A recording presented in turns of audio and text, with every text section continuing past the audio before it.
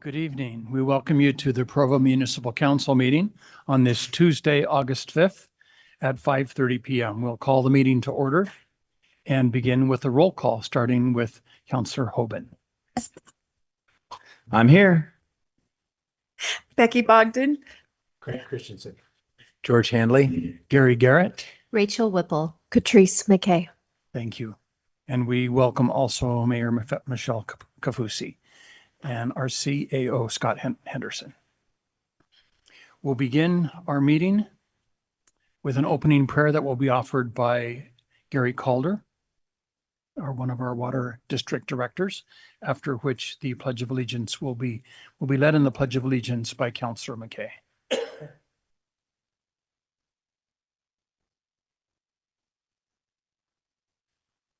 Our Father in heaven, we are grateful for the opportunity to meet this afternoon. We're grateful for the chance to be in the city council meeting. Please bless us that we'll be able to be respectful and have an open mind as we discuss the agenda items, that we'll be able to have an open mind. We are grateful for the opportunity that we have to meet. We say this in the name of Jesus Christ. Amen. Amen.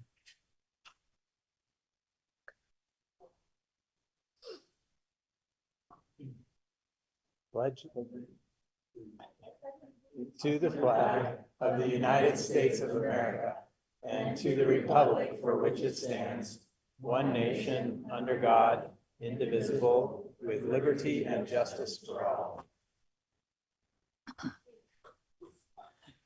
Thank you, Councillor McKay, and thank you, Gary, also.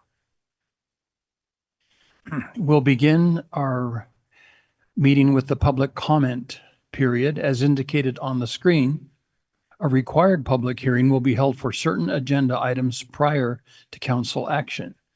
After each item has been presented, time to comment will be provided for all those who wish to speak. For items that do not require public hearing, public comment will still be taken following the presentation of the item, but will be limited to 10 minutes. At this time, up to 15 minutes have been set aside for an open public comment period, which is intended to allow comment on matters that do not appear on the agenda, but are still limited to topics regarding municipal business or within council purview. During any public comment period, each speaker will generally be limited to 2 minutes. Due to noticing requirements, no formal action will be taken in this meeting on matters that do not appear on the agenda. Those with comments are invited to approach the podium. Anyone participating in the meeting via Zoom can use the raise hand feature to indicate that they'd like to comment. So if there are any here who would like to make a public comment, you can approach the podium at this time. Just please begin your comments by stating your name and your city of residence. Welcome. Thank you. My name is Wendy Allaire. My address is 2021 Park Street in Provo. I'm here to talk about all the buildings that are going up along State Street in our area. I don't know who rezoned it for a blight of 3- and 4-story buildings. And I know you get federal funds for those, but please think about those of us who already live here and already pay taxes. The federal funds are how much worth it when you, piss off the residents. And not only that, this is an election year. So, and we live in a deer migration area. I don't consider myself a tree hugger, but what are going to happen to the deer? This is crazy. Think of existing citizens. All of us are experiencing a problem with water pressure. We didn't used to, but now if you turn on the shower in one bathroom, you cannot take a shower in the other bathroom until that one turns off. Now you charge us plenty for water. So why don't you use some of that money to reinforce the system so that it can accommodate all these new people. And a friend of mine reminded me, we are not LDS, but she said our churches are being overwhelmed with all these new people. We, can't have enough services for everyone. Thank you, Wendy. We appreciate your coming tonight and appreciate your public comment. Thank you. Others? Yeah, my name is Byron Miller. I live at 1359 West, 600 South. And I have 2 acres, and I've been using water out of the Scott Ditch for 50 years. And we get a letter from the city saying they are going to cancel it next year. And I'll have an acre and a half of weeds and dry grass. There's 10 of us on the ditch, and they all feel the same as I do. And I just wonder if the council could take into consideration. And it's really not that much water. It probably wouldn't even water one of Provo's parks for a whole year for what we use. And if you could take it into consideration and think about it, maybe let it keep running or come up with another idea. Thank you. Great. Thank you. Thank you, Byron. Thank you very much. Others?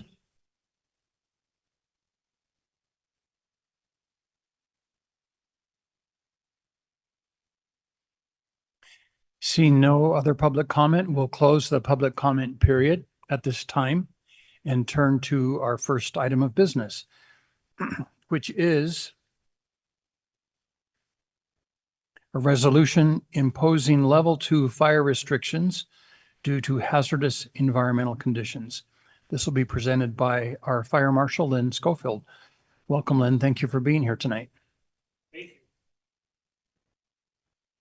Before I get going too far, I'd like to express my appreciation to the council office staff. This came up pretty fast and they were very gracious in helping, and Brian Jones for reviewing the resolution, because I had to write it over a weekend, which is never a good idea. So last Thursday at about 3 p.m., the Utah State Forester implemented level 2 fire restrictions across the entire state of Utah, which means that with the exception of the jurisdiction of the Wasatch Cache National Forest, we'll talk about that in just a minute, the entire state of Utah is now under level 2 fire restrictions. Simply stated, that means that the only open fire or cooking that you can do in our wildland urban interface in the mountains, the hills, our parks, is that which can be done on something that is turned on and off with either a valve or a switch. So briquettes, open fires are out. Grinding, your spark arresters have to be in place on your ATVs and your motorcycles. If you prefer to smoke, you have to clear a 2-foot circle down to the mineral earth or do it in your car.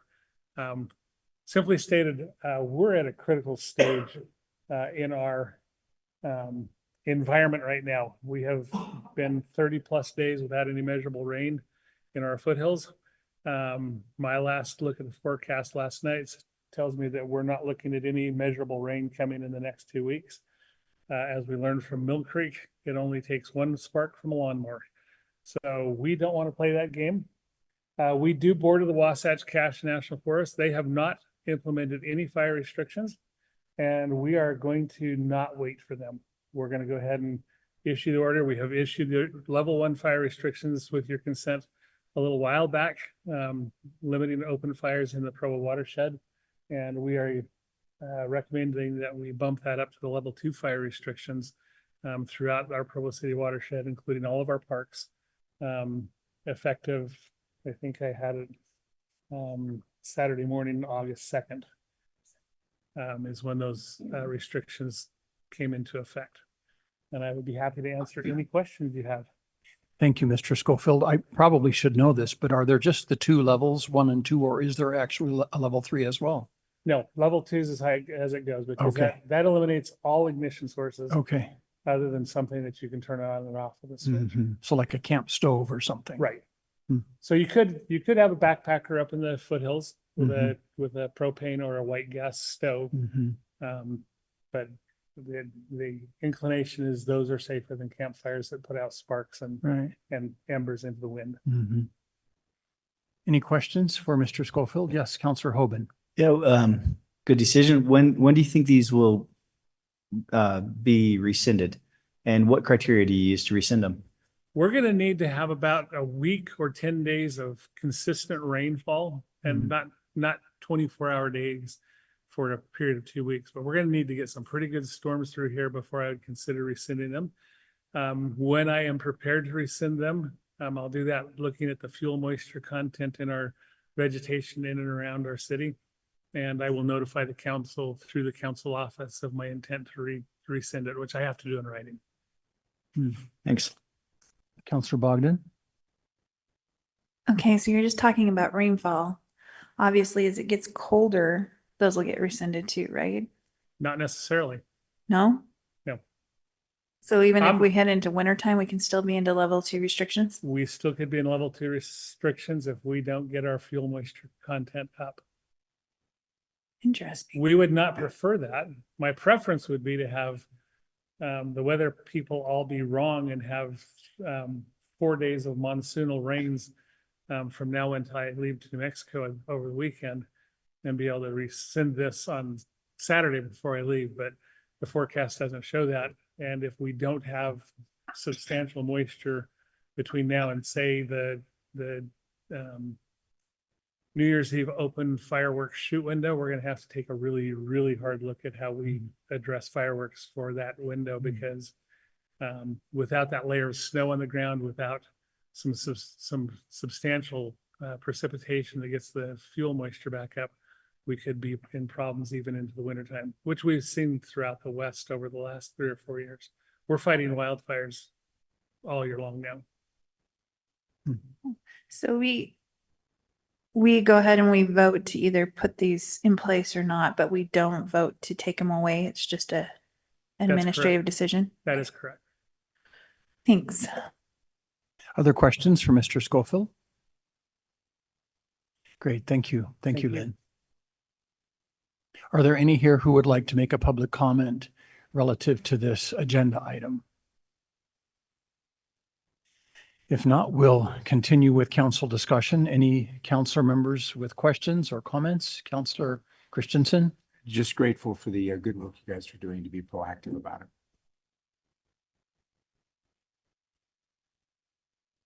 Okay, seeing no other discussion, we'll call for a vote on this resolution. Councilor McKay, Yes.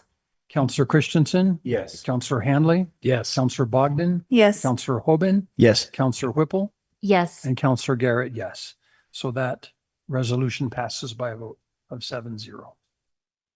Thank you again, Mr. Schofield. Next, we have a resolution to submit an opinion question to the residents of Provo City in the November 4th, 2025 election regarding authorization to impose a local option sales tax as described in code, Utah Code Section 59-12-1402. This will be presented to us by our Parks and Rec Director, Doug Robbins. Doug, welcome.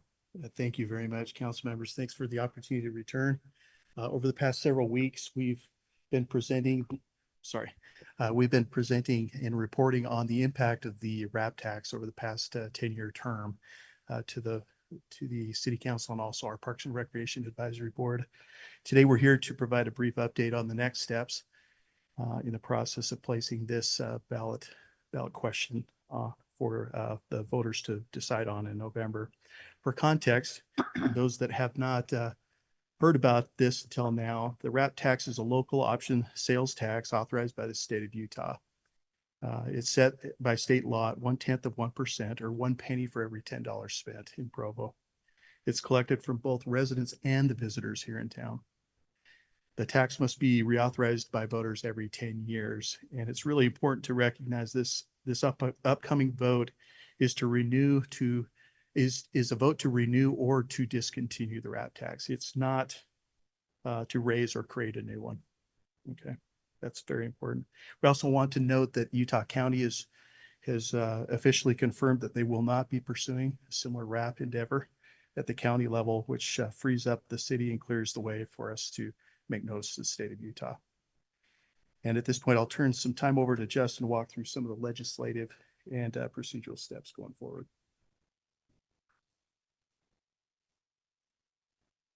Thanks, Doug, and good evening, council. So our elections officer, Heidi Allman, is out today, but she asked that I review kind of some procedural and mechanical steps just to give you and those here in attendance and viewing online some context for how the process works for these ballot questions. As you'll remember, on July 8th, the first resolution was brought to the council and you all voted on this resolution to go to Utah County that Doug alluded to. This was basically indicating that the city was interested in this case, renewing the RAP tax. And state law requires that cities ask counties if they will be implementing a countywide RAP tax and responding. Subsequently, the county responded by passing their own resolution on July 16th, indicating that they would not be putting a countywide measure on the ballot. And so now we're here again. I know this probably seems like deja vu, but to pass a second resolution to actually adopt the ballot language and to put that ballot question forward to the residents. And there are a number of steps in code that need to be followed. So we're here today in order to meet the deadline, which is August 21st, to adopt the resolution so that the actual ballot question and language can be sent to the Lieutenant Governor's office. They have to be notified. So the resolution before you, and that's in the backup material for those who are viewing online or maybe interested, includes the language of the ballot question that will be on the ballot this November. Kind of the next procedural step that is part of the Transparency of Ballot Propositions Act found in Chapter 59 of State Code is there are a number of requirements laid out for arguments for and against ballot questions. And so lucky enough for you as the legislative body are required to adopt the arguments in favor of the question. Well, at least if so long as you vote to put it on the ballot. There seems to be some inference there that if you vote to put it on the ballot, you're probably for it. So that has a requirement to be submitted to the city elections officer, in this case, Ms. Allman, 65 days prior to the election. Also, there's an opportunity for those who may be not in favor of the ballot question to submit rebuttals to those arguments for. Those must be submitted at least 45 days before the election or September 20th. And then there are a number of noticing requirements that go forward. So there are notices of the elections officer to post the ballot question and those arguments for and against, both on state noticing websites. Our website is the city and the entity that is putting forth the ballot initiative. We also put forward each year a voter information pamphlet that's published between 15 and 45 days prior to the election. That's sent to all registered voters within Provo City regarding all elections, but it will include, should you pass this resolution, information regarding the RAP tax and those arguments for and against. And if anyone's forgot, election day is November 5th. The council and mayor will also meet subsequently on November 18th to canvass the vote. We will then, that gives the county time to count all those ballots. And then lastly, an ordinance will need to be passed following a 90-day noticing that goes to the tax commission to actually implement that tax. If you'll recall, the current wrap tax that is in place currently runs through the end of the fiscal year. So there is overlap and there's time to put this in place. So those are just kind of some mechanical steps and what you can look forward to coming to a council meeting near you and on your ballot this November. Again, should you pass this resolution tonight. This last slide is just a quick timeline version of those next steps, but would be happy to answer any questions you may have. So Justin, to clarify, we are required to post or publish a for argument and an against argument as part of this process, right? Correct. So long as required as the legislative body to put together a for argument. If there are no arguments to get submitted against, I would venture to guess that nothing would be put there, but. Councilor McKay? Election day is actually November 4th. Look at that. Oh, wow. There you go. That was a test. Any other questions for Justin, clarifications? Thank you, Justin.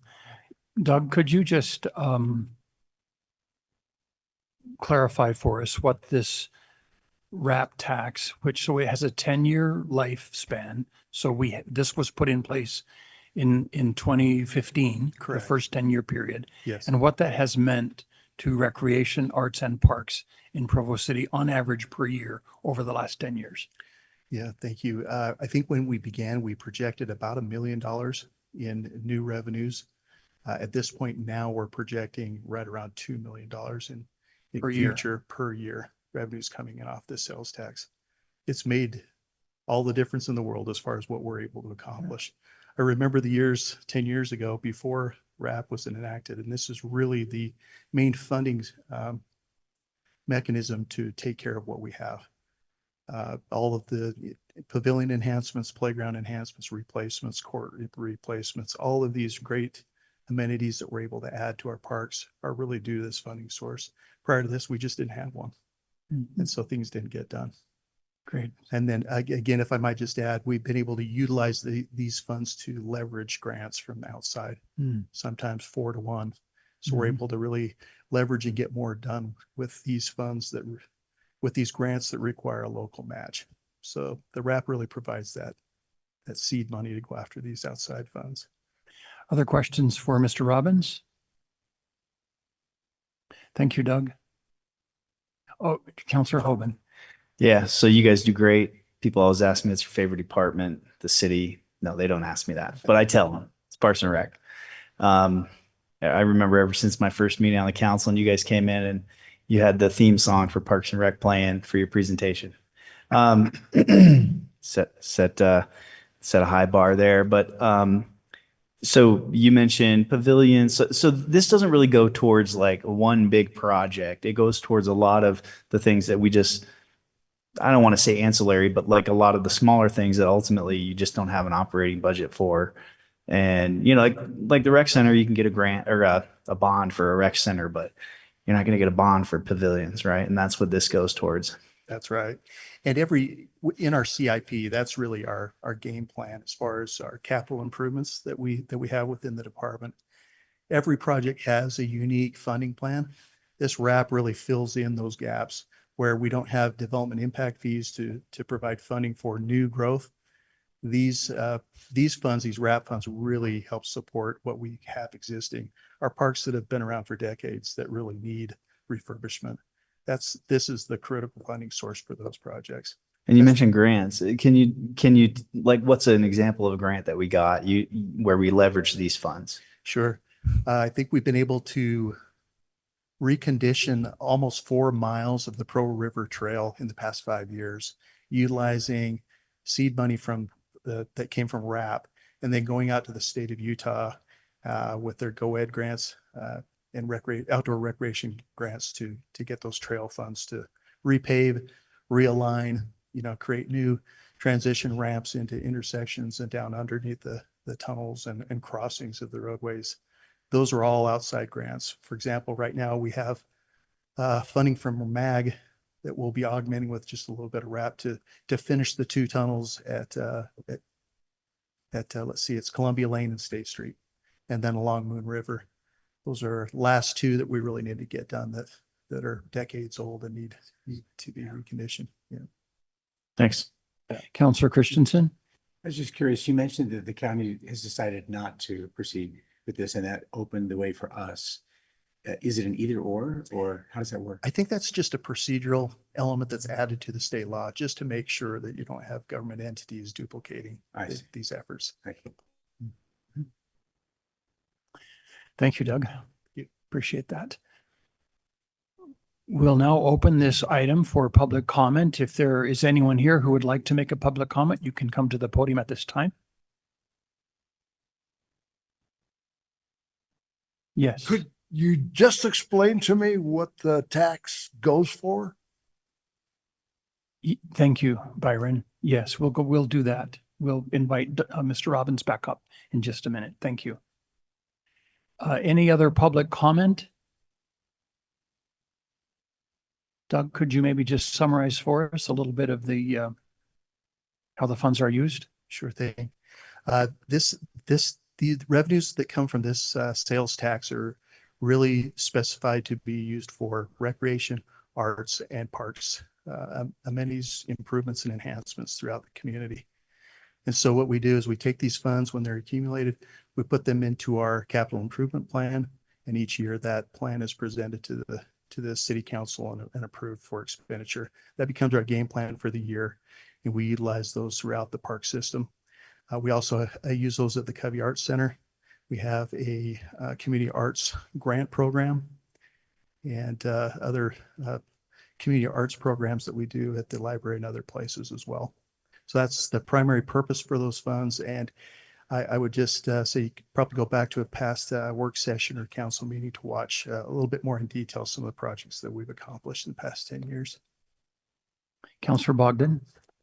Doug, just to make it more specific for this gentleman here, West Provo. So he lives on 6 South and about 1300 West, right? So West Park, that was one of the RAB tax ones, right? Yes. So you know where West Park is? Up 1600 West on the other side of Center. Okay, so it did that one. Lakewood Park, 5th West and about 1400 South, did the playground there. Did it do anything for footprinters? Footprinters, not recently, but Fort Utah, yes. The Or not enhancements there at footprinters, yeah, Fort Utah, sorry. Right. Fort Utah, so what did it do at Fort Utah? Yeah, the show, the improvements there with the youth ball fields that we've got there, the RAP was used to do those, as well as the trail running through there and the enhancements through the new Fort Utah Greenway. Underneath the freeway bridges, all those new crossings there were RAP funded with grant supplementing. So for your area, or for my area, the RAP tax has done quite a bit. Things that we would have never had been able to afford had we not had this additional sales tax. And it's not paid for just by residents. This is what's so great about it is anyone that comes to Sam's Club to purchase anything from anywhere also contributes to our parks, art, and recreation fund. Thank you, Doug. Okay, we'll close public comment then and bring the item back to council for discussion. Any councillor comments or questions or discussion? All right, we'll vote on this resolution then to submit the opinion question. Councillor Christensen? Yes. Councillor Handley? Yes. Councillor Bogdan? Yes. Councillor Hoban? Yes. Councillor Whipple? Yes. Councillor Garrett, yes, and Councillor McKay. Yes. So that resolution passes by a vote of 7-0. Thank you. Next, we have an ordinance updating Provo City Code regarding an urban farming policy for culinary water rates. This will be presented by our water resources engineer, Barry Prettyman. Thank you, Barry, for being here tonight. Thank you. Thank you for having us back. Just to start out, not only did I get volunteered to, give these presentations, but I got volunteered by Gordon today to talk to KUTV News. So I did a little interview outside of our public works department. So this policy is gaining some traction, a little bit of interest as well. So we'll just do a quick review of what the policy is and some of the requirements to meet, I guess, to be able to qualify for the credit. So we have to have gardens that will be actively used, growing marketable plants, fruits, vegetables, herbs, and different plants in there as well. Property has to have a minimum of either 25% of the total parcel area or 5,000 square feet. The garden has to be used for at least 4 continuous months during the irrigation season. The user must reach tier 3, so exceed the tier 2 limits during the irrigation season. They have to meet Provo City standards for backflow. The irrigation has to have a high efficiency means to do that. And then some restrictions are we only want to have that on residential accounts, so no commercial accounts on that. And then it's going to not be allowed in agricultural zones. And then we also are not allowing that to be transferable between different parcels or different owners. So on the proposed policy, we will have our water resources director. I guess we will be the one that will administer that. Gary Calder will be in charge of doing that. Customer will submit an application that we'll be making a form so that the customer or resident can apply. We will then review that application, and then we'll have to go out and check to make sure that they meet the requirements when they apply, and then also to make sure that they meet that water use requirement. So provided that they meet all of those requirements, credit will be applied in that same year in December for $120. I did check the math on this because I wanted to make sure that I got the math for the 1 inch. So I did have a typo here. For a 3/4 inch, that's approximately 59,000 gallons. For a 1 inch meter, it's approximately 62,000 gallons. For tier 3. Yep. No, just for the $120 credit. Oh, So if okay. the $120 credit equates to about that much water. It equates to 69,000 gallons of water is what you're Sorry. saying. But at Yeah, the what typo price was it's point? 59,000 gallons. Yeah. Okay, so 59 and 62. But at what price point is that? The tier 3 rates? Is That's just what this $120 equals as far as right? credit goes. Right. So we have tier 1, that's a certain rate. Right. Yeah. So I Tier basically 2. looked at it as if we said if you went to tier 1, tier 2, tier 3, Okay. $120 kind of accounts for those different price ranges. So it encompasses all 1, 2, and 3 rates. Right. Okay, thanks. I just wanted to Councillor clarify. McKay? You mentioned marketable. I just want to clarify, because I understand from our work meeting that this is also relevant to like community gardens. It doesn't have to be stuff that's being sold. Right. Yeah. We actually sat down with Brian to discuss that. We were just trying to say, you don't necessarily have to sell it or make a profit or do that. It was just a way to try and say, qualify some of those plants, vegetables, crops. Yeah. Councillor Whipple? So how long is the irrigation season? Which months are those? So we typically look between April and the end of September, so beginning of October. Okay, We so- say those months basically because some crops may not last that entire irrigation season. We just like to look. So the season is about 6 months long. And what we're saying is for 4 of those months, you should be in tier 3 in order to qualify for the No, credit. just in one of those months. You'll In hit tier one of 3. the months, Yeah. you should be in tier 3. Yeah. Okay.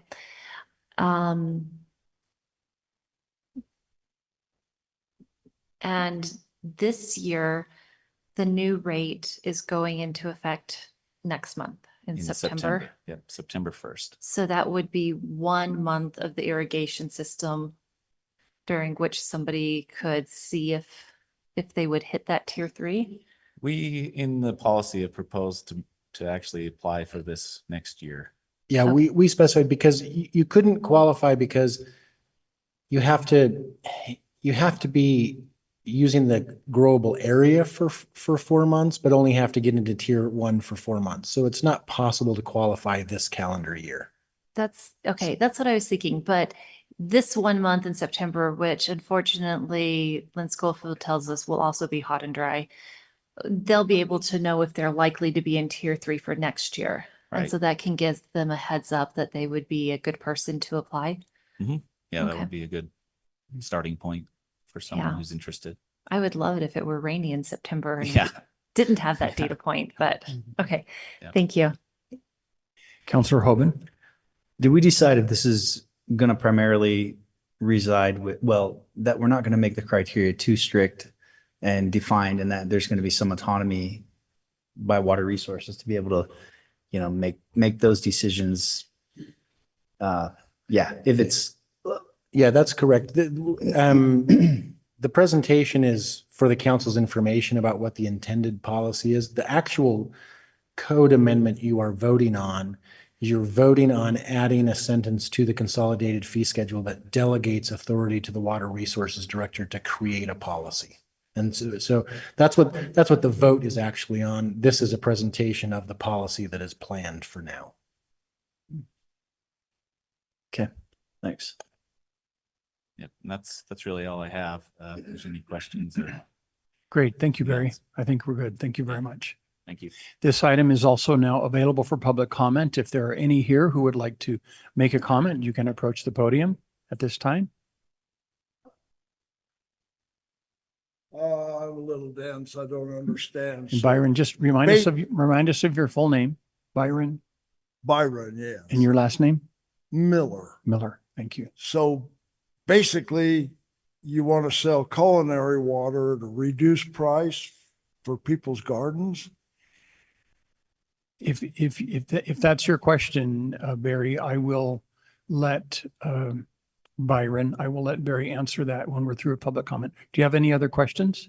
No, just Okay. that one. Do you have that one, Barry? We'll come back to you in just a second. Other public comments? Good evening, council. So I'm Angela Maurik, live in Provo.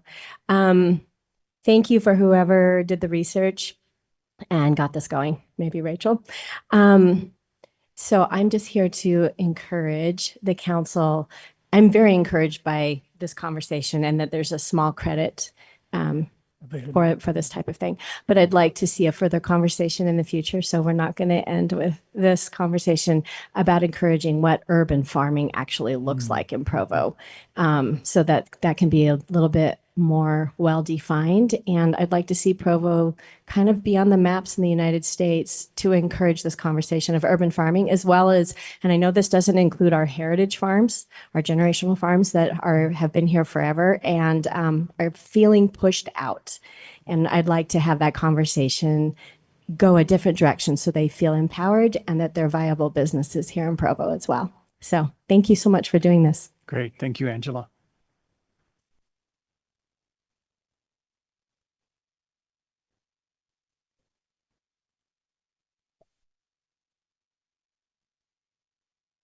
My name's Mike Nelson. I live here, 953 South, 500 West in Provo. I really feel for this gentleman here because they did the same thing to me quite a few years ago that they're going to do to you now.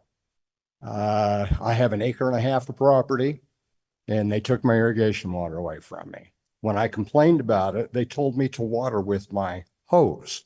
I have an acre and a half of property that I'm supposed to, tier 3, why don't you have a tier 6? We never get out of tier 3. We're in it constantly, and I'm not trying to water the whole acre and a half. I'm trying to keep my trees alive, my blackberries alive, the stuff that we used to have out there. I now have a full acre of weeds and dry ground that I can do absolutely nothing with because Provo City took my irrigation water. So the taxes in Provo are driving us out. The water rates are driving us out. We've actually been looking for property in other states and stuff because Provo is just getting way too expensive for us to live here. A lot of cities had the pressurized irrigation systems for their people with their urban gardening and stuff like that, which was a fantastic thought years ago, but we're a little behind the times here in Provo. And the days of irrigation in the ditches are about gone. But something's got to be done with the water bill. Something's got to be done with everything in Provo. Property taxes are killing us here in Provo. Our water is tier 3. I keep waiting for a tier 4 and a tier 5 to go in because we're going to fall right into that just trying to take care of our property. So just a comment, how do you apply? When do you apply? Thank you, Mike. Okay. We'll have Barry respond to that question also. Others? Well, I'm Ginny Smith. I serve with Angela on the Provo Agriculture Commission. It was wonderful to have this come up because we already had this conversation, something that we were going to ask about because of interest of various urban Aggies as they are and people that want to grow. And so we're encouraging this conversation. We're happy about it. And we hope that after it leaves you and goes to whoever it is in the water department, that maybe the Agriculture Commission can have a conversation and help with that and connect them with people that are interested and help move us forward. I mean, the benefits for community gardens and personal gardens, and I mean, the benefits are, anyway, you can list them and it would go on. But I think that there's no downside to it, but we'd like to be part of that conversation. We encourage you to extend that. Thank you. Thank you, Ginny. My name's Philip Miller. I'm a little late to the party here, so maybe you guys touched on stuff that I'm touching on and maybe this isn't completely the right forum for some of this, but when they say crops and gardens, does that include pasture and hay and that kind of thing? Or so just garden, tomatoes, that kind of thing. Okay. So the issue that I've tried to address with a few people, and they said that this was coming out and to see where this went, was they are shutting irrigation off to a big chunk of Southwest Provo. And those ditches were dug by pioneers and that water was distributed by pioneers. And then in the 1960s, as far as I can tell, Provo City took that over. And now Provo City is essentially saying, well, we were given that water. You guys need to figure that out. Well, I don't know what pioneers or what farmers would give their water willingly without some sort of deal to continue the delivery of that water. And so what I understood is this would be sort of that delivery mechanism. And I understand that there's a cost associated with the delivery of water. I may have been misinformed, or maybe it's just my own misunderstanding, because this program doesn't seem like this is going to take over for that situation for hay and pasture and that kind of thing. Is there another program that they're going to do? Because like he mentioned, I don't know if it's $120 for the whole year or $120 a month, but trying to water an acre on $120 doesn't, I mean, that's ludicrous. I mean, if you have a few tomato plants in your backyard or that kind of thing, that's great. It's going to help a lot. Thank you. Thank you, Philip. We'll have Barry respond to your questions also. Any others?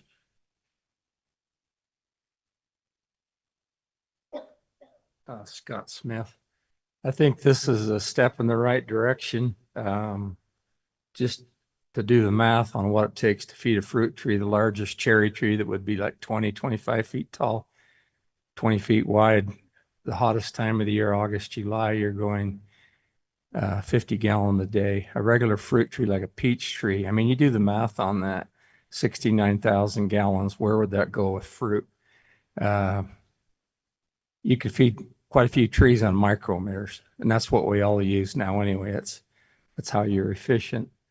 And just an idea, maybe it's outside of what the scope of what you're talking about, but with the development going in where we're at, other developments, we could look to cities that have maintained some of and that's kind of coming up here with maintaining the agriculture water.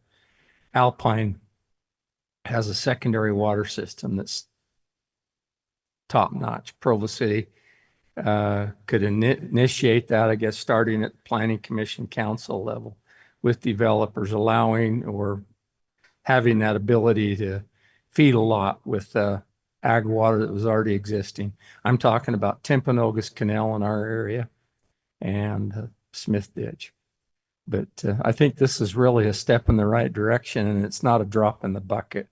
That's not a bad pun, but 69,000 gallons would feed a very large high tunnel for the season with micro emitters, drip tape. Hey, thank you. Thank you. Thank you, Scott. Any others? Barry, could we invite you back to the podium to respond to some of these questions? Let's start with the easy one. When would residents apply for this credit? When would they be able to apply? So we're hoping to get it out before the beginning of the next year. So we would create a form hopefully in December, maybe even earlier, so we can get it out. But you wouldn't be able to apply until next year. So this is for next year. Yeah. And then it would be funded at the end of the year in December. Yep. And that form would likely be online at the city's website. Yeah. Yep. There was a we're question hoping to do asked some- about kind of a next level beyond the micro farming. Anything planned for hay, for larger farms or projects? At this point, no. This was part of the water rates. We had to consider urban farming.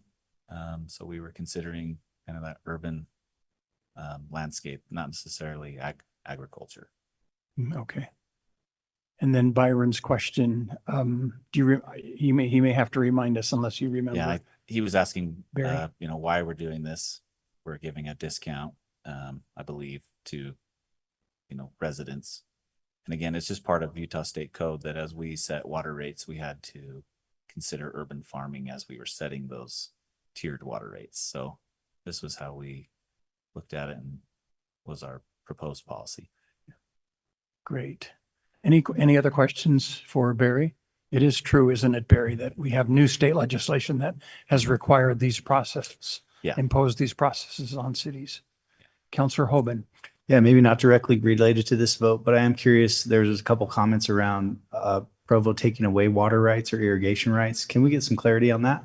So, yeah, we don't necessarily take away water rights. So some of those ditches are actually ditches that are owned by different companies. Now, Provo has bought the majority of those water rights. So Provo has bought back certain water rights, but looks like Gordon's gonna. So there's 10 parcels on the west side that have been having irrigation water that's been serviced by the city for a number of years. The canal company went away, all the water rights went away, but for several decades, the city had been providing water for them. The water had been going through our storm drain system. Our storm drain system in a couple instances have backed up because it can't handle the storm water and the culinary water. So as a result of that, we flooded a number of homes. We've had to pay for damages. To build the system that would deliver the water would cost a couple $1 million. We're not recommending that. So because there's no water right, there's no actual irrigation company, the city sent a letter to the 10 people that are using the water and told them that we're not going to provide it next irrigation season. So I think they're talking about that specific issue. Thank you, Gordon. Yes, Councilor Hoban. Gordon, is there any others in the city that fall under the same purview? So there are a couple other properties that get secondary water, but they're getting it from an irrigation company. Some of those irrigation companies are struggling, and I suspect over time they'll default and quit delivering that water. But in no instances is the city involved in that.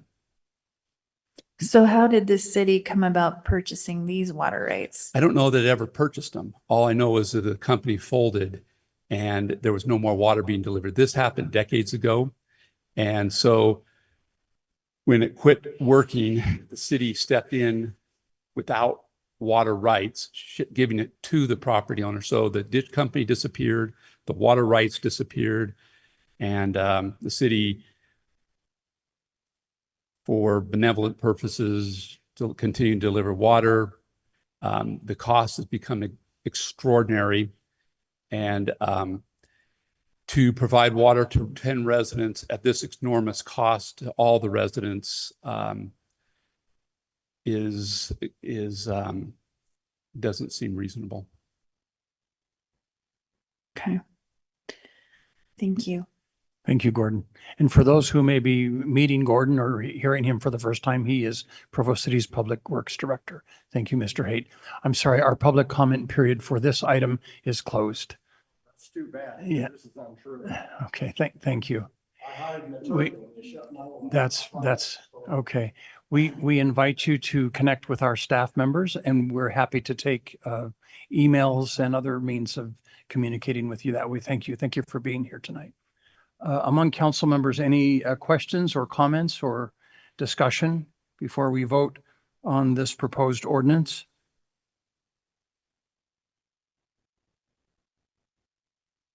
Okay, we'll call for a vote then on this ordinance updating code regarding an urban farming policy for culinary water rates.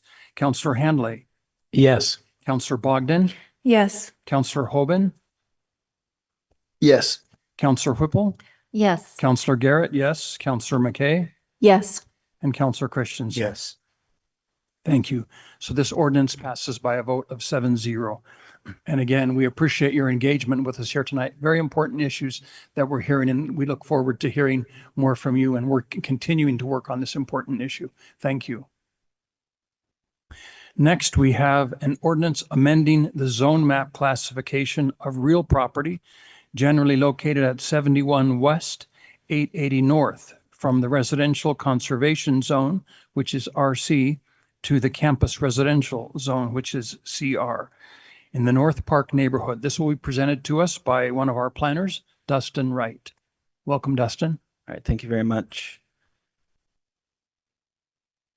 So this is a property applicant for this owns and would like to see it redeveloped. And so to do that, they're requesting this rezone.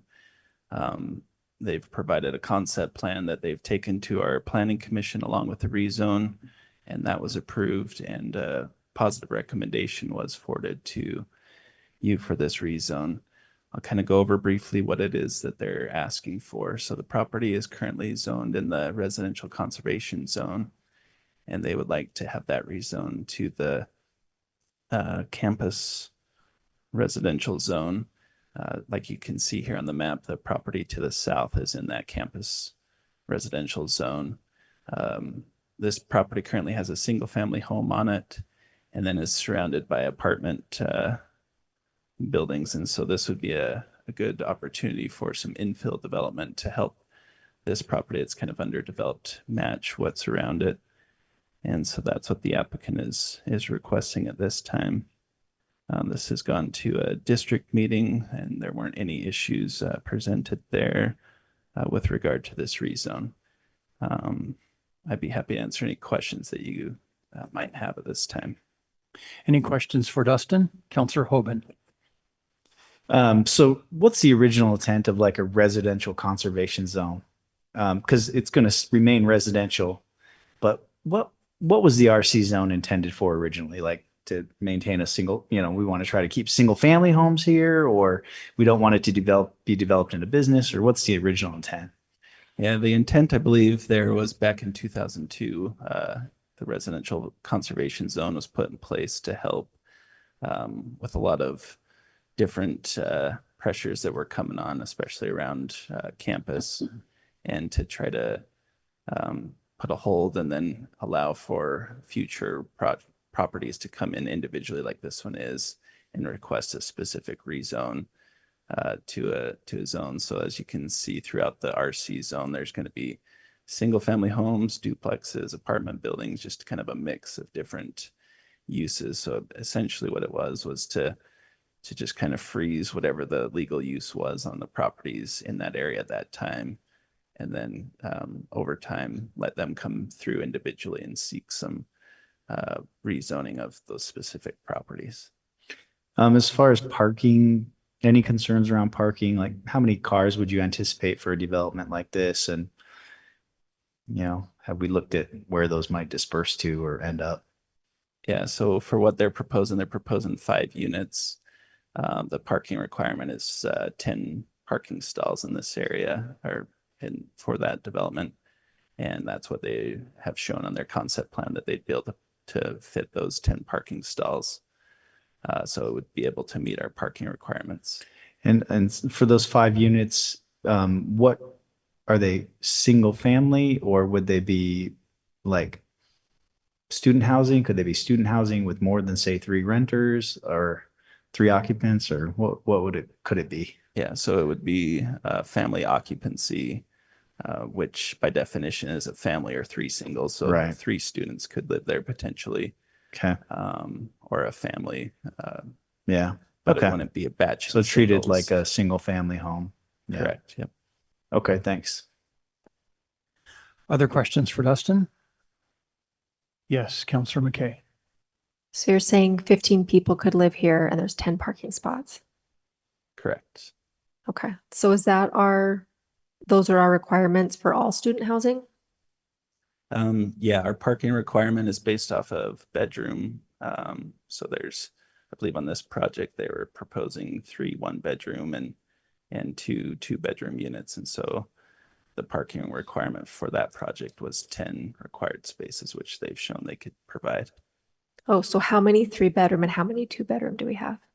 No 3-bedroom, just 2 they're all 2-bedroom 2-bedroom. and 3 Right. 1-bedroom. Okay, sorry. So I think that's 7 total bedrooms. Okay. Yeah. Okay, thank you. I'm curious with the applicant, there's a lot of parking that's been obviously used by somebody that's besides this home. So who's been using that parking that's now going to not exist?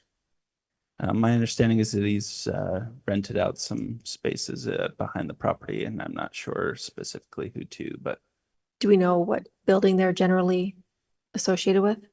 I'm not sure, but the applicant may know that Okay, information. we'll talk to him. Thank you, Dustin. Thanks. Is the applicant here for this project? Yes, please come forward. Anything you'd like to add or clarify? And then maybe counselors will have questions for you as well. Tell us your name. Yes, and- my name is Terry Cyrax. Council, thank you, and Mayor, thank you for taking the time. We have this property and we'd like to develop it. It's surrounded by apartments on all sides. We were building we asked for 8 units and then we reduced it to 5. We have more stalls than what were required by the city. And so we are really, it's a wonderful area for students and for families to live. We're 1 block from the BYU campus and we're 1 block from the new medical center. So we are excited to be there. We've owned the property for 2-3 years. We've cleaned it up. There was a lot of issues with it. And so we did put a parking in the back and we're renting to a lot of the parking is for local residents, some for the Mettler complex. We have some for Woodland Heights. We have some from Amanda Knight Hall and Foxwood apartment. And then also we've used some of that for the guys to visit the girls in our other complex. And so, so we have used that and it has not been fully rented, the parking. We used it to help keep down the weeds and the debris and stuff like that. So we spent a lot of money cleaning it up and getting it into a condition that it is in. If you drive by, you can see it's well maintained. And the parking that we have there's maybe 6-7 cars there. So I think I probably spent too much money on the parking, but it is what it is. And so how many stalls total did you have, Terry, there? You had 6 or 7 cars using how many stalls? Yeah, there's probably 15, 16 stalls that are there currently. And we're using maybe about 6 of them right now. If you drive by afterwards, you can see there's very few. Now, of course, that's not the student season, but last year we probably had half of them rented out to other for our complex, we have 2 empty stalls, and so we were renting them out to local complexes. Who presumably now would then, with this new project, have to look for other resolutions for their parking. Yes. Or ride their bikes, you know, so Sure, sure. we're just so close to campus. Sure. And we have a lot of the students that are with us over at the cottages right now. A lot of them are walking since we're so close. Councillor McKay? I love that you're doing higher density here. It's a very appropriate place for it. We And wanted higher, but Yeah. Dustin said no. You're limited with your space. correct. So you have 1 bedrooms and 2 bedrooms. How many tenants do you intend to rent to? For the 1 bedroom, we're hoping, our idea would be 1 bedroom would be a family that would come in, maybe go in the medical school. Yep. Maybe they would have a child. For the 2 bedrooms, we would plan 2 in 1 bedroom and 1 in another. Okay, so you have 3 2-bedrooms, and I'm sorry, how many 1-bedroom? We have 3 1 bedrooms and 2 2-bedrooms. 3 1-bedrooms and 2 1-bedroom. Is that 2 2-bedrooms? Yes. Okay, so we could still have like 12 Cars. You Cars. could.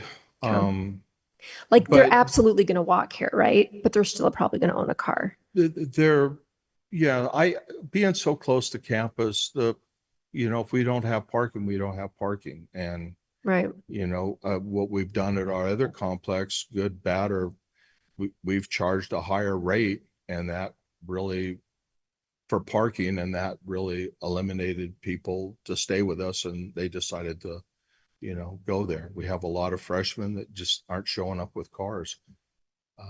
So I think the parking, how we give parking stalls, I think that will be the limiting factor for parking for our residents. So Well, I'm glad you're increasing the density. I think this is just a reminder of what a parking problem we have down there and what an issue it is. And because these are going to be the other people that have been renting your spots are going to be displaced, and it's obviously their that's units correct, but it's don't provide enough parking. It's not your problem though, not your problem. But thank you. it is an issue, and even though they could walk 30 days in a row and never use their car, but a lot of them still have a car.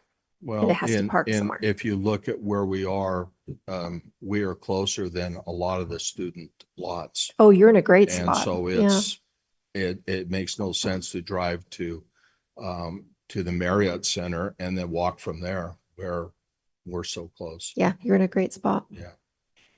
Terry, which is your other complex? The cottages, it's the On University? R25. It's where Dr. Waite and President Irene and Frank Earl, their old homes. Okay. Right there on University Avenue. And I appreciate the city council cooling us down during the 4th of July parade. That was you. Other questions from councilors? Yes, Councillor Whipple. So I just wanted to thank you for cleaning up the property when you got it and making it better while you were going through this process to ask for a change. Sometimes we have people who will get a property that's not in great shape, but they'll just kind of leave it while they'll work with Dustin or the planners, and it just gets worse and worse. And I'm really grateful that you did not do that. If you go by our properties, we keep them up really well. Well, your ones on University are beautiful. Thank you. I've always liked those houses. And we did work with the city and tried to mansionize like the Amanda Knight Hall and to make it. And we spent a lot of time and money into there. And so we love it. So. Great. Thank you. Thank you, Terry. This item is also available for public comment. If there's anyone here who would like to speak to the issue of amending the zone map for this property at 71 West 880 North, you can approach the podium at this time. Hi, my name's Jocelyn Bracken. I'm a representative for the North Park neighborhood. Thank you so much for your time. I am on the Neighborhood District 4 Executive Board, and we held a meeting on March 5th, 2025 to discuss this proposal. During the meeting, no one voiced any concerns about this project and determined that it would be an appropriate development for this area. And speaking personally, I am also very thankful for how thoughtfully the property was cleaned and maintained during this process in an effort to keep our neighborhood looking nice and beautiful and welcoming to all the people that live there. Thank you so much. Thank you, Jocelyn. Thank you for being here tonight and for speaking on behalf of the residents there in the North Park neighborhood. Others? If not, we'll close public comment and bring the item back to council for discussion. Any additional comments, councilors, or discussion? Councilor Hoban? Just regarding the parking, so some context for some counselors that weren't on the council at the time. I think it was maybe 2020 or something. We approved a parking reduction for Amanda Knight Hall. So it's interesting to hear that that's where they went, because 5 years in the making, this comment has been waiting, but I argued that it didn't matter how close they were to public transportation. These kids want to go on dates. They want to go shopping. They drive from Idaho or Arizona. They need a car, and they're going to need to put a car somewhere. So I feel somewhat justified in saying that,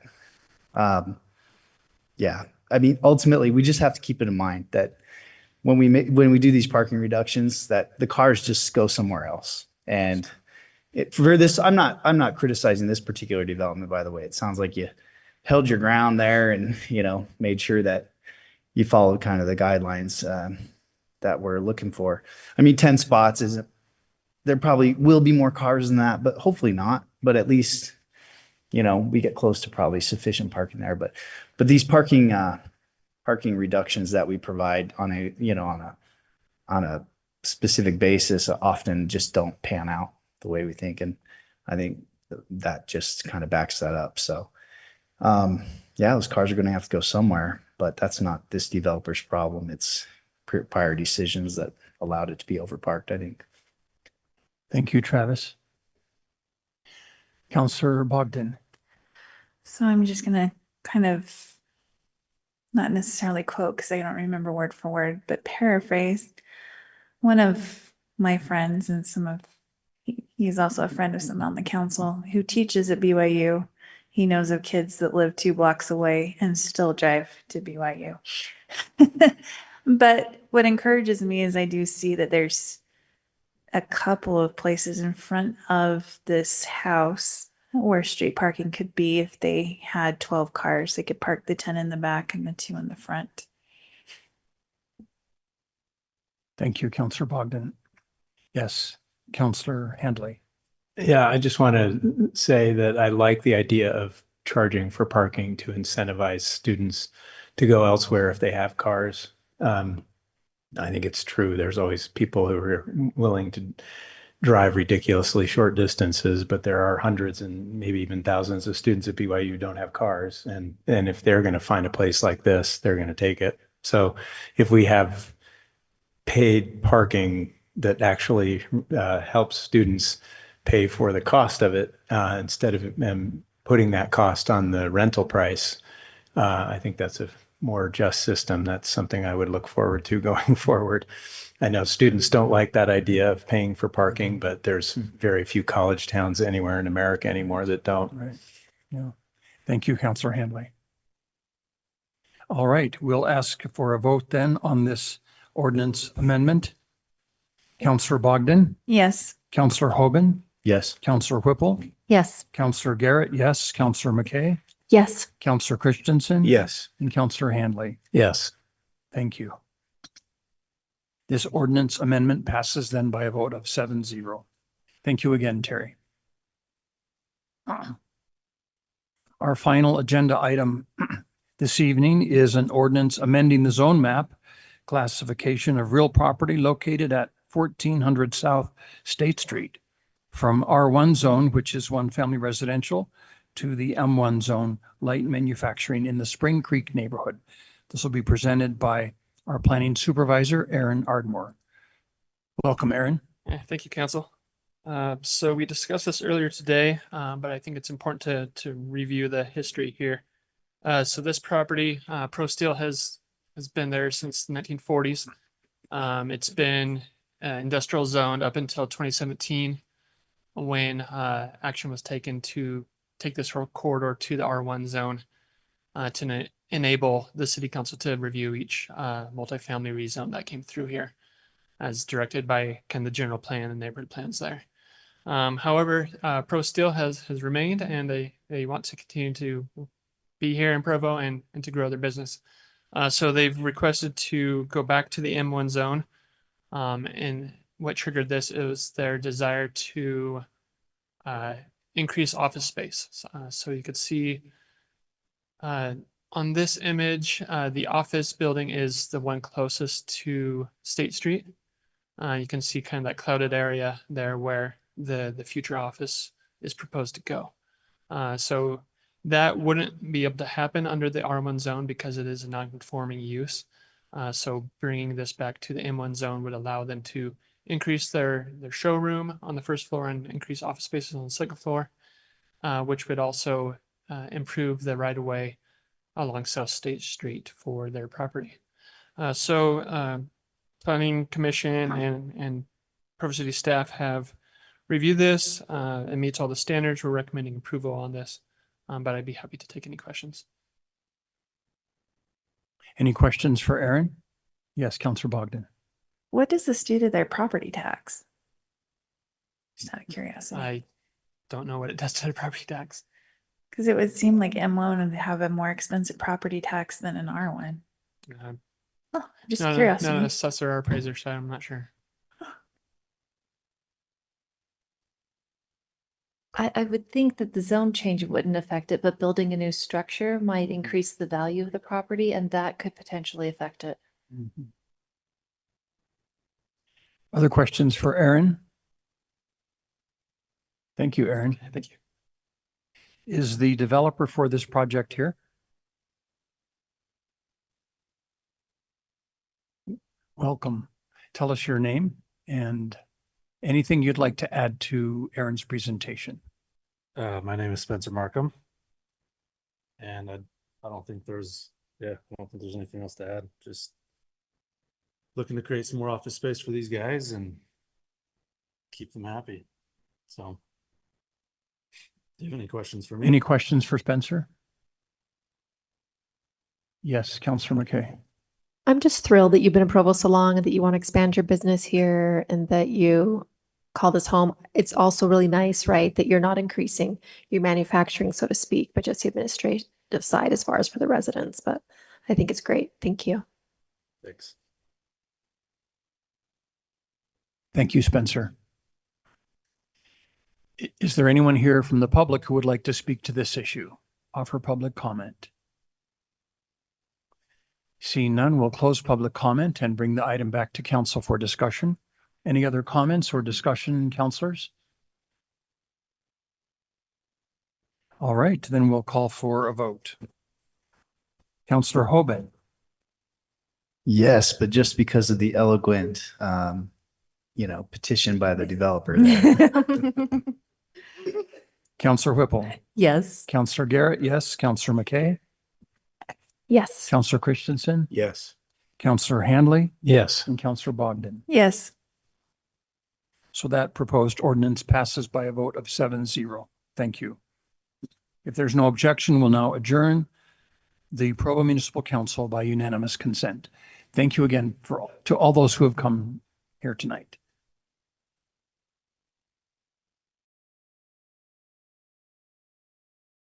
Recording stopped.